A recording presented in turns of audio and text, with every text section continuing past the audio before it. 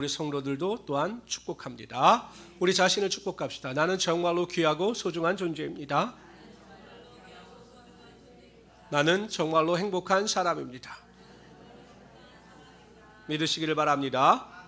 저는 오늘 열왕기상 18장 30절에서 40절까지 말씀을 가지고 어려울수록 기본으로 돌아가라, 이 같은 제목으로 하나님의 말씀을 전가하도록 하겠습니다. 한번 따라해 볼까요? 어려울수록 기본으로 돌아가라.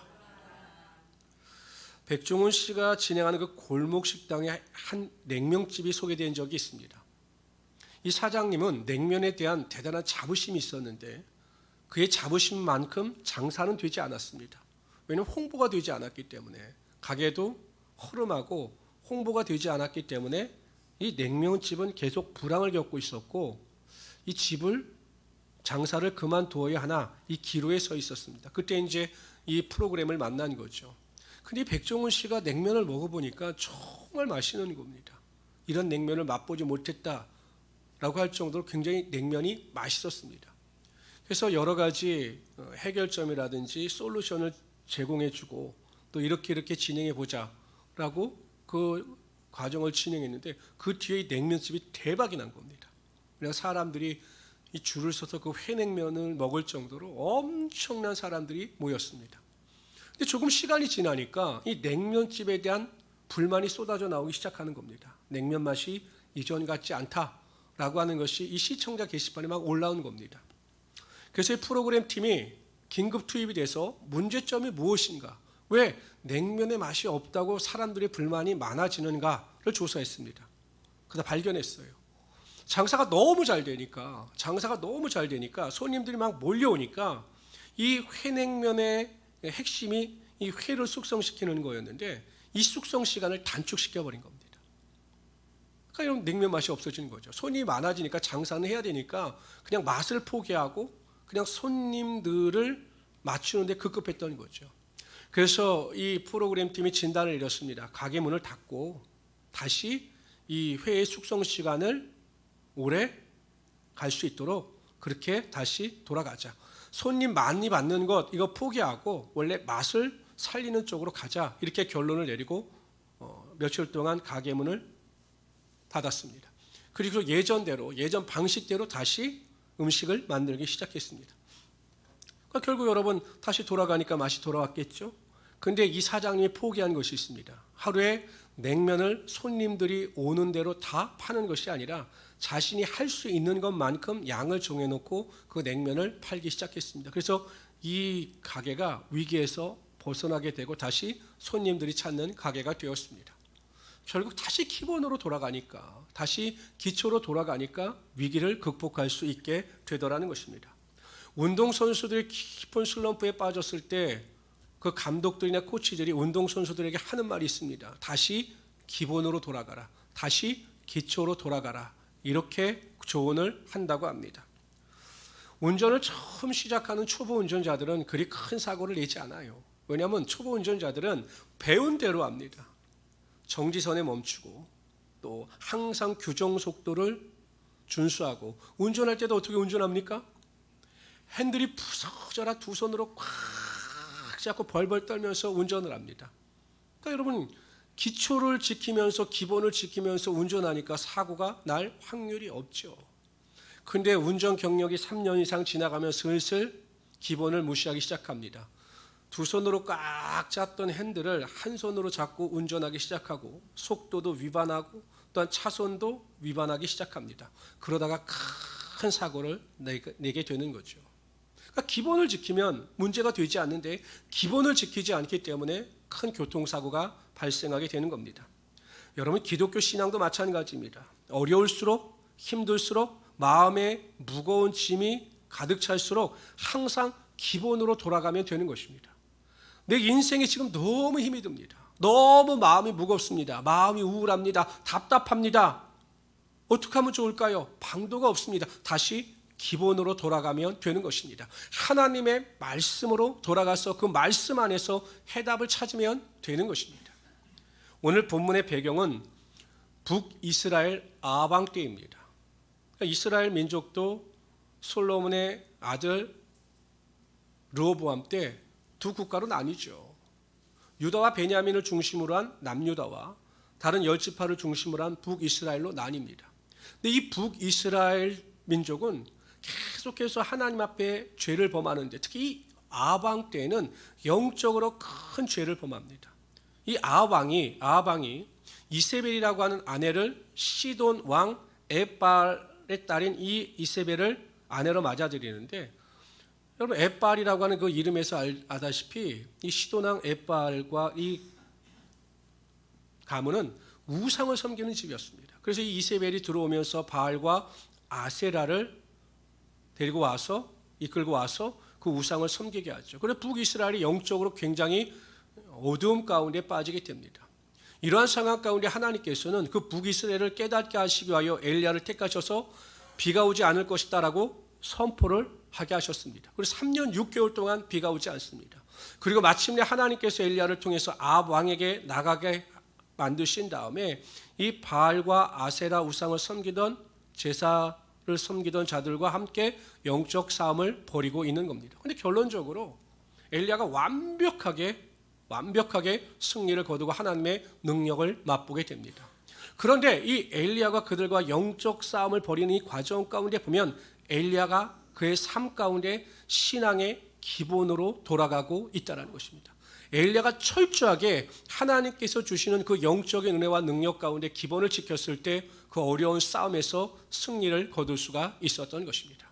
그래서 과연 엘리야가 어떻게 신앙의 기본을 지켰는가, 오늘은 그러한 사실을 살펴보며 함께 은혜를 나누고자 합니다. 첫 번째로 엘리야는 가장 먼저 여호와의 제단을 다시 세우고 있습니다. 엘리야가 바알 선지자들에게 제안한 내용은 열왕기상 18장 23절 24절에 나옵니다. 제가 읽어드리겠습니다. 그런즉 송아지 둘을 우리에게 가져오게 하고 그들은 송아지 한 마리를 택하여 각을 떠서 나무 위에 놓고 불은 붙이지 말며 나도 송아지 한 마리를 잡아 나무 위에 놓고 불은 붙이지 않고 너희는 너의 신의 이름을 부르라. 나는 여호와의 이름을 부르리니 이에 불로 응답하는 신 그가 하나님이시라. 백성이 다 대답하되 그 말이 옳도다 하니라. 각각의 송아지를 가지고 각을 떠서 나무를 펼쳐놓고 그 위에 그 제물을 올려놓고 자신의 신에게 기도할 때 그 신이 불로 응답하는 그 신이 진짜 신이다. 우리 그렇게 인정하자. 이것을 제안한 것입니다. 그리고 그렇게 행동을 한 것이죠. 먼저 바알과 아세라를 섬기는 바알을 섬기는 자들이 그 제단을 그 나무를 펴놓고 제물을 펼쳐놓고 아무리 자신의 신을 불러봤지만 그 바알과 아세라는 그들의 제물에 응답하지 않았습니다. 그런데 이제 엘리야 차례가 된 거죠. 그런데 엘리야가 가장 한 것이 무엇이냐면 돌을 가져다가 제단을 수축하는 거였습니다. 그런데 이 엘리야가 제안할 때는요, 뭐 제단을 쌓고 뭐 제물을 그 위에 올려놓자 이러한 말이 없었습니다. 그냥 나무 위에다 제물을 펼쳐놓고 신의 이름을 부르자 이렇게 제안을 했는데 엘리야는 돌을 가져다 12개의 돌을 가져다 제단을 쌓고 수축하고 그 위에 제물을 올려 놓습니다. 아마 그 당시에 이 여호와의 단, 하나님께 예배를 제사를 드리던 그 여호와의 단이 우상 숭배로 말미암아 다 무너진 것으로 보입니다. 그러니까 완전 하나님께 제사를 드리던 그곳이 완전히 황폐케 되었던 거죠. 아마 그 갈멜산 꼭대기에도 하나님께 드려지던 그 제사장 단이 있었던 것이죠. 그래서 그것을 가장 먼저 수축합니다. 엘리야는 단지 그 바알 선지자들과 영적인 싸움에 임하는 것이 아니라 자신이 하나님 앞에 제사를 드리고 제물을 드린다라고 하는 마음을 가지고 무너졌던 하나님의 제사를 회복한다. 이러한 믿음을 가지고 하나님께 예물을 드렸던 것입니다. 그럴 때 하나님께서 그의 제물을 받아주시고 불로 응답하여 주신 겁니다. 바알 선지자들과 싸움을 할 때는 혼자였습니다. 완전 혼자였어요. 굉장히 어려웠습니다. 영적 싸움이지만 수많은 사람들이 자신을 적대시하고 자신의 편이 아니었습니다. 어려웠죠. 그러나 엘리야가 기본으로 돌아가 하나님께 제사하고 그 제사를 회복하였을 때 그 제사를 통해서 그 제물을 통해서 하나님의 역사와 하나님의 능력이 나타나게 하여 주셨던 것입니다. 우리의 삶이 어렵고 힘이 들수록 삶의 현장에서 탄식하고 불평하고 원망하고 낙심할 것이 아니라 하나님께서 기뻐하시는 예배의 자리를 기억하고 반드시 예배의 자리로 돌아가야 합니다. 그래서 예배가 회복되어지고 예배를 통해서 하나님께서 공급하여 주시는 은혜와 능력과 감동이 있어야 우리가 이 세상을 이기며 살아갈 수 있는 기쁨과 행복이 있는 것입니다. 여러분 생각해 보세요. 여러분들 아마 태어나셔서 지금까지 우리 권사님들도 그렇고 뭐 전쟁을 빼놓고 한번 생각해 보십시오. 지금 우리가 살아가고 있는 이 시대처럼 예배 드리는 것이 방해받고 예배에 대한 자유함이 없어지던 시대가 있었습니까? 없었어요. 정말 우리가 자유롭게 예배하고 하나님을 찬양하고 통성으로 기도하고 이러한 것이 제약을 받을 것이다 라고 작년 이맘때쯤 상상조차 하지 못했습니다. 우리가 하나님께 예배 드리는 것이 당연한 것이고 우리의 예배에 대한 자유함은 언제나 우리가 누릴 수 있을 것이다 라고 생각했지만 그렇게 생각했던 그 시간이 이제는 사라졌다는 것입니다. 언제까지 우리의 예배의 자유함이 허락될지 아무도 모릅니다. 근데 혹자들은 이렇게 이야기하지요. 사람들이 예배를 드리는 것은 장소의 문제가 아니라 마음의 문제다. 어디에서든지 하나님을 영과 진리로 신령과 진정으로 예배하면 하나님께서 세우신 한 사람이 교회이기 때문에 그 사람의 예배를 통해서 영광을 받아주시고 그 예배가 하나님이 기뻐하시는 예배다라고 말을 합니다. 맞습니까? 틀립니까? 맞습니까? 틀립니까? 맞는 말이죠. 말씀으로 맞는 말입니다. 어디에서든지 예배하든지 간에 신령과 진정으로 예배하는 것이 맞아요. 그러나 그 당시에는 예수님께서 말씀하신 배경이 있죠.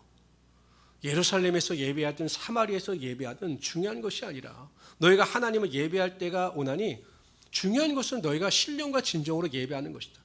왜냐하면 여러분 예수님 당시엔 성전 중심이었습니다. 예루살렘 성전 중심의 제사였어요. 그런 먼 곳에 있는 사람들이 성전까지 가서 온전히 제사를 드린다는 것은 원활하지 않았습니다.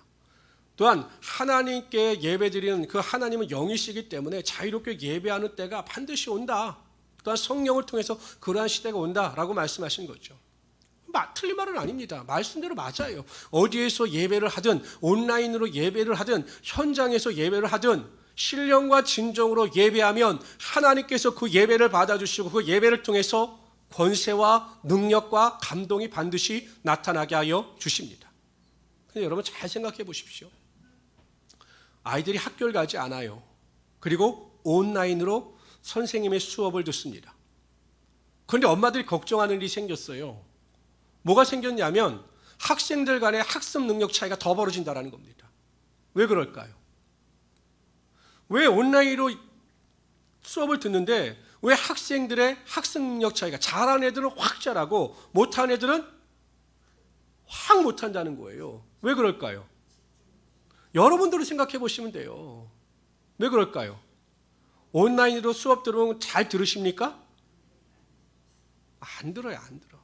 공부를 잘하고 나름대로 학습 능력이 있는 애들은 선생님의 관리 감독을 받지 않아도 스스로 공부하는 습관이 되어 있어요. 그런데 대사도시 아이들은 공부하는 습관이 되어 있지 않은 겁니다. 그래서 온라인으로 제대로 학습이 되지 않는 거예요. 이것을 엄마들이 걱정한다는 거죠. 어느 목사님이 큰 한국교회 대형교회 온라인 예배에 대해서 조사를 해봤대요. 뭐냐면 조회수가 얼마인가. 온라인 조회수를 보면 예배드리는 사람들의 숫자를 알 수 있거든요. 큰 교회, 이름 있는 교회의 숫자를 조사해 보니까 많은 교회들이 대부분 과반수가 넘지 않더라는 거예요. 두 가지 생각할 수 있겠죠. 큰 교회, 대형 교회들이 인원수를 지금까지 속여왔거나 아니면 성도들이 예배를 드리지 않았거나. 그리고 많은 분들이 저에게 그렇게 이야기합니다. 다른 교회 목사님들을 만나봐도 마찬가지예요. 아유 목사님, 현장 예배를 드리지 못하니 예배의 소중함을 더 깨닫게 되었습니다. 온라인으로 예배 드리는데 집중도 안 되고 너무 힘이 듭니다. 산만해서 성전에서 예배 드릴 때처럼 그렇게 온전한 예배가 되지 않습니다 라고 말하는 분들이 대다수라는 거죠. 물론 내가 하나님 앞에 온라인으로 예배 드리는데 성전에서 부어주시는 하나님의 임재와 하나님의 감동과 하나님의 능력이 똑같이 임한다면 문제가 되지 않습니다. 그러나 내가 온라인으로 예배를 드리고 또는 그 온라인 예배를 통해서 온전한 은혜를 체험하지 못한다면 우리는 예배의 회복을 위해서 하나님께 기도하고 어찌하든지 예배의 감동과 은혜를 맛볼 수 있어야 한다는 것이죠. 여러분, 하다못해 저 같은 경우도 보면 음식점에 가서 맛있는 음식을 막 먹고 나오면 음식점에서 나올 때 얼마나 기분이 좋은지 몰라요. 행복합니다. 야, 정말 맛있었다. 근데 여러분, 하물며 예배입니다. 하나님께 드려지는 예배입니다. 하나님의 영광을 구하는 예배입니다. 그러면 우리가 이 예배를 통해서 하나님께 감사하고 하나님을 찬양할 때 하나님이 주시는 은혜와 능력과 감동과 감격을 맛봐야 되지 않겠습니까? 우리의 삶의 예배를 통해서 부어주시는 하나님의 은혜를 체험하면서 예배를 드리고 난 뒤에 나는 정말로 행복하다. 하나님께서 세상에 줄 수 없는 참된 기쁨과 행복을 주시는구나. 이것을 깨달아야 되지 않겠습니까? 그런데 그러한 감동과 감격이 없어요. 하루하루를 살아가는데 예배를 통해서 부어주시는 하나님의 임재와 하나님의 능력이 없습니다. 그렇다면 그 예배를 과연 하나님께서 온전히 받아주셨다라고 말할 수 있겠느냐라는 것입니다. 저는 우리 모든 성도님들이 이 마지막 때, 이 어려운 시대에 여러분들의 예배를 점검해 보시고 이 예배를 통해서 하나님이 주시는 임재, 하나님이 주시는 감동, 하나님이 주시는 능력을 맛보심으로 말미암아 이 어려운 시대 가운데 사람이나 환경이 아니라 하나님을 통해서 하나님의 능력을 맛보며 살아갈 수 있는 하나님의 귀한 성도들이 되시기를 주님의 이름으로 축원합니다. 요한복음 4장 23절에 보면 이렇게 말씀하셨습니다. 다 같이 읽어봅시다. 시작. 아버지께 참되게 예배하는 자들은 영과 진리로 예배할 때가 오나니 곧 이때라. 아버지께서는 자기에게 이렇게 예배하는 자들을 뭐 한다고요? 찾으시느니라. 근데 이 찾는다라고 하는 헬라어의 의미는 찾는다라고 하는 의미보다는 요구한다라고 하는 의미가 강합니다. 예수님께서 예배하는 자들을 찾는 것이 아니라 하나님께서 예배하는 자들에게 신령과 진정으로 예배할 것을 요구하신다는 것입니다. 참된 예배자의 삶의 모습은 하나님께서 우리에게 요구하시는 겁니다.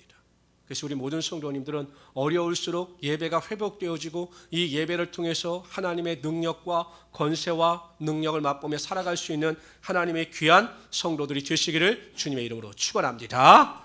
두 번째로요, 엘리야는 12개의 돌을 취해서 제단을 쌓고 있습니다. 엘리야는 북이스라엘 출신이었기 때문에 10개만 쌓으면 돼요. 유다와 베냐민 것까지 계산해서 12지파를 상징하는 돌을 쌓을 필요가 없습니다. 그런데 엘리야는 북이스라엘과 남유다 이 12지파를 계산해서 이 돌을 쌓습니다. 이스라엘 야곱의 자손이다라는 것을 상징적으로 보여주기 위해서 이 돌을 쌓습니다. 그 당시에 이 북이스라엘과 남유다는 사이가 좋지 않았습니다. 항상 분열과 다툼이 있었죠. 엘리야가 이 12개의 돌을 채워 제단을 쌓은 이유는 두 가지입니다. 첫째는 12지파는 하나님의 언약의 공동체다라는 것을 알리기 위함이었을 것이고, 두 번째는 12지파는 하나의 공동체였기 때문에 같은 마음을 가지고 서로 사랑하고 섬기며 살아가야 한다는 것을 알려주기 위하여 그렇게 한 것으로 보입니다. 제가 어제 뉴스를 보다가 제 눈을 의심할 만한 기사를 보았습니다. 코로나 사태로 인해서 발생한 사건인데요. 두 모녀, 40대 어머니와 10대의 딸이 코로나 양성자와 확진이 됐는지 이렇게 접촉을 했는지 어쨌는지 간에 자가격리를 하게 됩니다. 근데 자가격리를 하다 보니까 이게 매일 모녀가 보다 보니까 이 감정이 격해져서 큰 싸움을 벌였습니다. 그래서 저는 이해가 되지 않는 게, 그럼 나가면 딸이 나가야지 왜 엄마가 나가는지 모르겠어요. 그래서 엄마가 막 화를 내고 집을 뛰어나가 버렸습니다. 그리고 아파트 주차장에 있는 자기의 차에서 있었습니다. 그러자 그 뒤에 딸이 어떻게 했느냐, 아파트 문을 잠가버립니다. 그리고 경찰서에 신고를 했습니다. 자가격리해야 되는 사람이 바깥으로 나갔으니 이 사람을 체포해달라. 그리고 자기 엄마를 고발했습니다. 경찰이 떴어요. 근데 문 안 열어줘요. 그래서 겨우 경찰들이 딸을 잘 달래서 문을 열어주고 엄마를 집으로 들어가게 했는데, 의도적으로 도망한 것이 아니기 때문에 어쩔 수 없는 상황이었기 때문에 처벌을 내리지 않는다, 이렇게 이야기를 했다라고 합니다. 만일 여러분들 딸이 이렇게 했으면 어떻게 할 것 같습니까? 죽여버려요? 어떻게 할 것 같아요? 용서는 하는데 저 같으면 정내미가 떨어질 것 같아요. 아무리 자식이지만 정내미가 떨어질 것 같아요. 저는 그럴 것 같아요. 너는 너, 나는 나. 이제 각자 살자. 이렇게 될 것 같아요. 근데 여러분, 이게 사회적 현상이고 일시적 현상일까? 저는 곰곰이 생각해 보면 절대 그런 것 같진 않아요. 마태복음 24장 12절에 보면 예수님께서 뭐라고 말씀하셨냐면 불법이 성함으로 많은 사람의 사랑이 식어지리라 이렇게 말씀하셨어요. 마태복음 24장 12절에. 그러니까 마지막 때의 현상 중에 하나가 무엇이냐? 모든 사람들에게서 사랑이 식어진다는 것입니다. 사랑이 식어짐으로 어떠한 현상이 나타나느냐? 마태복음 10장 21절입니다. 다 같이 읽어봅시다. 시작. 장차 형제가 형제를, 아버지가 자식을 죽는데 내어주며 자식들이 부모를 대적하며 죽게 하리라. 이게 마지막 때 현상이라는 거예요. 이 말씀에 비춰보면 그 딸이 어머니에게 한 행동이 일시적인 감정에 의하여 그렇게 했다라고 하지만 예전 같으면 상상할 수 없는 일이었기 때문에 마지막 때 현상이다라고 말할 수 있다는 거죠. 뿐만 아니라 디모데후서 3장 1절 2절에 보면 다 같이 읽어봅시다. 시작. 너는 이것을 알라. 말세에 고통하는 때가 이르러 사람들이 자기를 사랑하며 돈을 사랑하며 자랑하며 교만하며 비방하며 부모를 거역하며 감사하지 아니하며 거룩하지 아니하며. 마지막 때 현상 중에 하나가 뭡니까? 부모를 거역한다는 것입니다. 그러니까 여러분, 마지막 때 종말의 때 가장 큰 특징 중에 하나가 사랑이 식어져요. 그리고 가정 공동체가 무너진다는 것입니다. 자식들이 부모에 대한 사랑이 식어진다는 것이다. 부모가 자식에 대한 사랑은 어떨까? 요즘 돌아가는 시대를 보면 어린 자녀들을 방치하는 부모들, 어린 자녀들을 학대하는 부모들을 보면 자식들에 대한 부모의 사랑도 식어졌다라고 보는 것이 맞는 것 같습니다. 그래서 그런지 사도 베드로는 이러한 시대가 올 것을 알고 자신이 쓴 베드로 전서에서 이렇게 강조합니다. 다 같이 읽어봅시다. 시작. 만물의 마지막에 가까웠으니 그러므로 너희는 정신을 차리고 근신하여 기도하라. 무엇보다도 뜨겁게 서로 사랑할지니 사랑은 허다한 죄를 덮느니라. 사랑하라고 강조합니다. 어찌 보면 이번 코로나 사태로 인하여 가족들의 관계가 여실히 드러나는 가정이 많아졌다고 합니다. 왜냐하면 온 가족들이 나가지 못하고 계속 집에만 있잖아요. 저희 가족도 2주 동안 가족 넷이 그냥 집 안에만 있어서 매일 밥 같이 먹고 매일 얼굴 마주보고 이 방에서 저 방으로 옮겨 다니면서 보면 깜짝깜짝 놀라고 막 2주 동안 이러고 있는데, 한편으로는 이 문제 때문에 가정에 갈등이 일어나고 또 우울증이 발생하는 분들이 많아졌다는 거예요. 왜냐하면 너무 붙어 있으니까 막 감정이 쌓여서 막 갈등이 일어나고 어려움이 막 일어나고 있다. 그래서 이혼을 생각하는 부부들도 많아지고 있고 정신과 상담을 받는 사람들도 많아지고 있다. 이러한 제가 이야기를 많이 들었습니다. 그러나 여러분, 바꿔서 생각해 보면 저도 그런 생각을 했습니다. 요 근래에 들어와서 저희 가족이 이렇게 붙어 있었던 적이 없어요. 서로 바빠서. 저는 목회자로서 목회한다고 하고 아이들은 아이들대로 바빠서 이렇게 모여서 가족들이 대화도 나누고 식사도 함께하며 이랬던 적이 별로 없었던 것 같아요. 그러니까 오히려 좋아지더라고요. 그동안에 밀렸던 대화도 하고 또 서로 간에 이야기도 해주고 서로 좋아지더라고요. 그러니까 여러분, 이 코로나 사태로 인하여 정말 마음이 우울하고 슬퍼지고 낙심되지만 한편으로는 우리가 가족 공동체를 살리고 그 안에서 다시 한번 가족들의 유대감과 사랑을 높여나갈 수 있는 기회가 되기도 한다라는 것입니다. 공감들이 안 가시나 봐요. 힘드세요? 많이 힘드세요?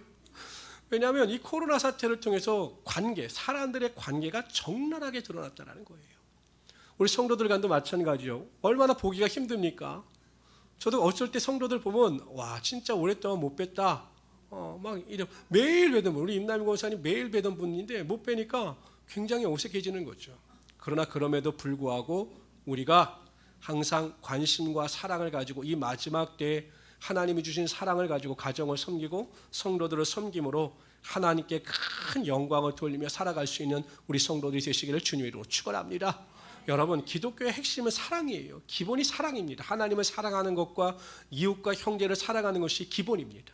그래서 이번 기회에 더욱더 아내와 남편을 사랑하시고 부모님들을 사랑하시고 자녀들을 사랑하시고 또한 형제들뿐만 아니라 우리 성도들을 사랑하셔서 그 사랑 안에서 하나님이 주시는 은혜를 체험하며 살아갈 수 있는 하나님의 귀한 성도들이 되시기를 주님의 이름으로 축원합니다. 세 번째로요, 엘리야는 간절한 마음을 가지고 하나님께 기도하고 있어요.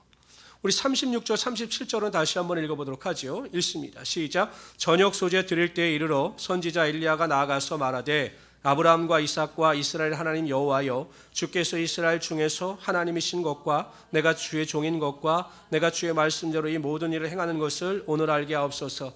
여호와여, 내게 응답하소서. 내게 응답하소서. 이 백성에게 주 여호와는 하나님이신 것과 주는 그들의 마음을 되돌이키심을 알게 하옵소서 하매. 모든 제단을 쌓아놓고 엘리야가 하나님께 기도합니다. 그런데 엘리야가 기도했다고 하는 이 행위보다도 우리가 주목해야 되는 것은 엘리야가 기도한 기도의 내용입니다. 중요한 것은 여러분 기도하는 거예요. 기도하지 않으면 여러분들이 아무리 삶에 어려움이 있고 환난이 있고 뭐 마음에 무거운 짐이 있어도 기도하지 아니하면 아무 일도 일어나지 않습니다. 근데 중요한 게 있어요. 기도하는 것만큼 중요한 것이 무엇이냐? 어떠한 마음의 태도를 가지고 어떻게 기도하느냐, 이게 정말로 중요합니다. 근데 오늘 엘리야는 보면 하나님께 기도할 때 어떻게 기도하느냐? 하나님, 하나님의 능력이 나타나게 하여 주셔서 그 능력을 통해서 하나님이 이스라엘 민족의 하나님 되심과 내가 하나님의 종이 됨과 나를 통해서 하나님의 일하심이 증거되게 하여 주십시오라고 기도합니다. 그냥 간단하게 기도하지 않아요. 하나님, 불로 응답해 주십시오라고 기도하는 것이 아니라 그 능력이 나타남으로 말미암아 하나님의 영광이 나타나게 하여 주시고 나는 단지 하나님의 도구인 것이 증거되게 하여 주십시오라고 기도합니다. 어찌 보면 여러분 올바른 관계 그 정립에 대한 믿음의 능력 안에서 기도했다라는 거죠. 우리가 정말 열심히 기도하는 것도 중요한데 여러분 어떻게 기도하느냐도 중요합니다. 야고보서 4장 2절 3절에 뭐라고 말씀하셨냐면 너희가 얻지 못하면 기도하지 않기 때문이다. 그러나 기도해도 얻지 못하면 너의 정욕으로 쓰려고 잘못 구함이라 이렇게 말씀하고 있습니다. 암으로 고통당하는 자들에게 의사가 내리는 처방은 간단합니다. 복잡하지 않아요. 어떻게 암을 치료할 수 있을 것인가? 수술을 할까요? 항암 치료를 할까요? 아니면 방사선 치료를 할까요? 암의 종양의 크기가 너무 크면 또 바로 수술하지 못하고 방사선 치료한 다음에 수술하기도 합니다. 간단합니다. 암을 수술하는 방법은 복잡하지 않아요. 고치는 방법은. 성도들이 저에게 문제를 가지고 나와서 상담을 합니다. 사람들마다 그 문제의 경중은 틀립니다. 굉장히 어려운 문제도 있고 또 제가 보기엔 그렇게 심각한 문제가 아닌 것도 있습니다. 그러나 제가 내리는 처방은 간단합니다. 문제를 가지고 오는 성도들마다 제가 그분들에게 내리는 영적인 처방은 간단합니다. 하나예요. 기도하십시오. 기도하세요. 근데 기도했는데 또 그 문제가 해결되지 아니하고 더 어렵습니다. 그럼 또 나와서 저에게 상담을 합니다. 어떻게 할까요, 목사님? 기도했는데도 너무나 힘이 듭니다. 문제 해결의 기미가 전혀 보이지 않습니다. 라고 저에게 하소연을 합니다. 그럼 제가 또 진단을 내립니다. 더 기도하세요. 다른 처방 없습니다. 우리가 문제 가운데 마음의 무거운 짐을 가지고 살아갈 때 영적인 처방은 하나밖에 없어요. 기도하는 것밖에 없습니다. 기도하지 아니하면 아무 일도 일어나지 않아요. 그러나 기도하면 하나님의 기적과 능력이 반드시 나타나게 되더라는 거죠. 그런데 열심히 기도했는데도 기도 응답을 받지 못하는 분들을 제가 보게 됩니다. 똑같이 열심히 기도했는데 어떤 분은 기도 응답의 능력이 나타나고 하나님의 권세를 체험하는 분이 있는가 하면 어떤 분은 열심히 기도하는데도 기도 응답을 받지 못하는 분들이 있어요. 그 차이가 어디 있느냐? 열심히 기도하는 것과 더불어 어떻게 기도했느냐가 정말로 중요합니다. 이기적인 기도라는 분들이 있어요. 우상을 섬기는 자들이 마치 우상에게 구하는 것처럼 그냥 고쳐달라고 그냥 달라고만 기도하는 분들이 있습니다. 하나님 위급하니까 그냥 제 병을 고쳐주세요. 하나님 제 문제를 해결해 주세요 라고 기도하는 분들이 있습니다. 하나님이 보시기엔 너무 급하면 그냥 주시기도 하죠. 그러나 하나님께서 그 기도가 바른 기도가 될 때까지 응답을 미루시는 경우가 많이 있다는 것입니다.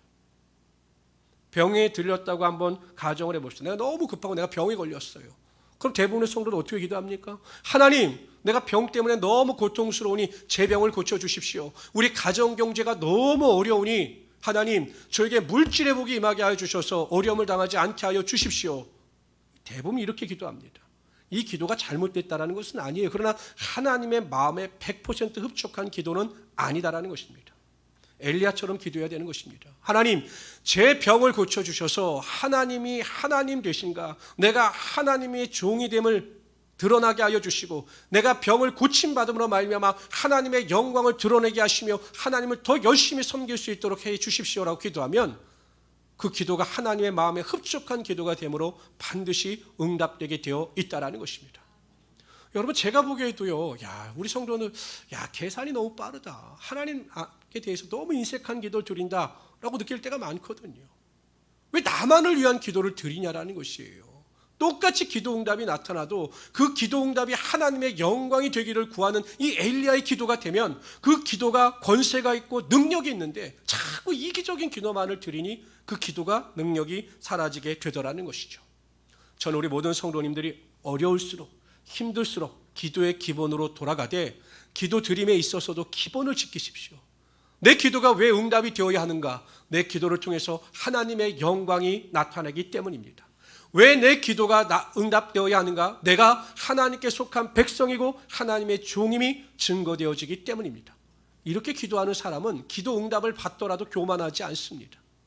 그래 자기만을 위한 기도, 이기적인 기도, 원하는 기도만 하는 사람은 기도 응답받고 하나님께서 문제를 해결해 주시면 언제 그랬느냐는 뜻이 믿음에서 멀어지는 경우가 많이 있다는 것이죠. 성도 여러분, 어려울수록 기본으로 돌아가실 때, 기도를 드릴 때 하나님께서 기뻐하시는 그 믿음의 기도를 통해서 하나님의 능력을 맛보며 살아갈 수 있는 우리 귀한 성도들이 되시기를 주님의 이름으로 축원합니다. 기본적으로 면역력이 강한 사람들은 바이러스가 들어와도 그 바이러스를 제압할 수 있는 신체적 능력이 있어요. 똑같은 독감이 유행하더라도 이 면역력이 강한 사람들은 독감을 앓지 않습니다. 그러니까 이 기본적으로 면역력이 강한 사람들이 건강한 사람들이죠. 신앙생활에 있어서도 이 기본이 튼튼하면 세상이 어떠하든지 간에 그 세상의 영향을 받지 않습니다. 그런데 신앙의 기본이 무너지게 되면 사소한 일에서도 시험에 들게 되고 사소한 일에 대해서도 믿음에서 멀어지게 된다는 것이죠. 제가 눈에 강조하지만 제가 여러분 새벽마다 기도하는 게 그 기도예요. 요즘에 매일 기도하는 게. 한국 교회를 진단하는 목회자들이나 모든 학자들이 단정 내리기를 한국 교회가 20년 뒤에 겪어야 될 그 어려움을 20년 앞당겨서 지금 코로나 사태로 겪고 있으며 이 코로나 사태가 안정이 되더라도 교회 안에 있던 성도들 중에 교인들 중에 20%는 교회를 떠나갈 것이다. 지금 여러분 계속 떠나가고 있습니다, 교회가. 근데 제가 기도하는 것은 무엇이냐? 우리 성도들 중에 한 사람도 그 20% 안에 들지 않기를 기도하는 겁니다. 코로나 사태가 끝나고 예배가 회복되어지고 모든 것이 회복되어졌는데 성전에서 예배드리던 자들 중에 하나님을 떠나가고 믿음에서 떠나가는 자들이 없기를 제가 기도하고 있는 거예요. 그러나 그렇진 않을 겁니다. 분명히 떠나가는 자들이 있을 겁니다.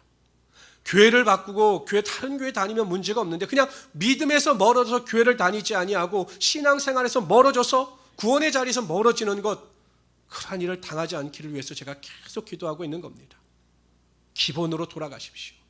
기본으로 돌아가셔서 여러분들의 믿음을 지키십시오. 하나님의 나라는 말이 있지 않아요. 내가 무슨 말을 한다라고 해서 여러분들의 믿음이 증거되어지는 것이 아닙니다. 나는 잘 믿고 있습니다. 예배 가운데 은혜 받고 있습니다. 말은 하지만 여러분의 삶에 은혜가 없고 능력이 없으면 그건 아무 소용이 없는 것입니다. 정말로 내 안에 하나님의 은혜가 있는가? 정말 내 안에 살아 움직이는 말씀의 능력이 있는가? 내 삶에 하나님과 동행함으로 느껴지는 기쁨이 있는가? 이것을 매일 체험할 수 있어야 한다는 것입니다. 그러기 위해서 첫 번째, 예배를 회복시키십시오. 거의 지금 10개월 동안 제대로 된 예배가 교회 안에서도 없었습니다. 예배 생활 자체가 붕괴됐어요. 교제도 소모임도 다 없어졌습니다. 식탁의 교제도 없어졌습니다. 단지 예배 드리는 것만으로도 우리는 감사하며 예배를 드리고 있어요. 그런데 이 예배마저 무너진다면 우리 신앙이 완전히 무너지는 겁니다. 온라인 예배를 드리더라도 여러분 교회에서 예배를 드리듯이 정장을 입고 똑바른 자세를 취하고 앉아서 똑같이 예배를 드려야 합니다. 그래서 예배가 절대 무너지지 않도록 여러분의 삶에 예배가 무너지지 않도록 예배를 지키고 세우며 살아갈 수 있는 우리 성도들이 되시기를 바랍니다. 두 번째, 교제가 끊어지면서 성도들 간의 교제가 끊어지면서 사랑이 식어지고 또한 가족들끼리 밀접한 관계를 통해서 이 사랑이 식어지고 미움과 시기가 점점 늘어나고 있습니다. 생각을 바꾸십시오. 서로 교제할 수 있는 시간, 가정의 공동체를 세울 수 있는 기회를 하나님께서 주셨다라고 생각하셔서 서로 사랑하고 섬기며 믿음 안에서 용납하며 살아갈 수 있는 우리 성도들이 되시기를 바랍니다. 세 번째, 기도를 하시되 이기적인 기도가 아니라 엘리야처럼 하나님께서 기뻐하시는 이 기도의 기본으로 돌아가심으로 하나님의 영광, 하나님의 능력을 맛보시고 이 어려운 때를 넉넉히 이기며 살아갈 수 있는 하나님의 귀한 성도들이 되시기를 주님의 이름으로 축원합니다. 기도합시다. 주시 하나님, 정말로 감사합니다. 부족한 종이 볼 때마다 이 나라 이 민족의 교회 예배가 넘어지고 있습니다. 성도들이 무너지고 있습니다. 예배를 드린다라고 하지만 온전한 은혜를 체험하지 못한 채 형식적인 예배의 자리에 나가는 자들이 너무나 많음을 보게 합니다. 하나님, 민족의 교회가 깨어 회개하게 하시고 교회가 기도하게 하여 주시고 성도들이 기도하게 하여 주셔서 예배가 회복되어지게 하여 주시옵소서. 뿐만 아니라 하나님, 우리 모든 성도들이 사랑의 공동체를 이루며 나갈 때마다 가정이 더욱더 화목하게 하여 주시고 가정이 하나 되게 하여 주시고 가정에 하나님의 영광을 드러내게 하여 주시옵소서. 하나님, 가정의 모든 구성원들이 나만을 생각하는 것이 아니라 서로 배려하고 섬기며 나가게 하여 주시옵소서. 하나님, 우리 성도들이 또한 서로 성도들 간에 몸은 떨어져 있지만 사랑하는 마음을 가지고 안부를 전하며 더욱 기도하며 나아갈 수 있도록 도와 주시옵소서. 기도하게 하여 주시옵소서. 기도하는 영혼들이 되게 하시되 하나님께서 기뻐하시는 기도를 하는 자들이 되게 하여 주시옵소서. 오늘 함께 하심을 감사하며 예수님의 이름으로 기도드리옵나이다. 아멘. 우리 찬양